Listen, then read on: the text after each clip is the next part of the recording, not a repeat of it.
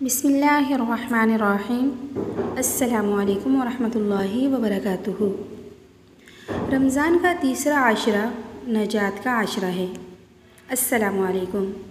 सब बहन और भाइयों को रमज़ान का तीसरा आशरा मुबारक हो। ये वजीफ़ा रमज़ान मुबारक के तीसरे आशरे का है। हर हाजत जो जायज़ हो वो पूरी होगी। तीसरा आशरा बाइस नजात है। अल्लाहुम्मा इन्नका अफ़ुव्वुन करीमुन तुहिब्बुल अफ़्व फ़अफ़ु अन्नी। ये वजीफ़ा आप लातादाद पढ़ें और रमज़ान मुबारक के महीने की बरकत से ये वजीफ़ा आप किसी भी काम के लिए कर सकते हैं। शराइत ये हैं, रोज़े भी रखने हैं और 5 वक़्त की नमाज भी पढ़नी है।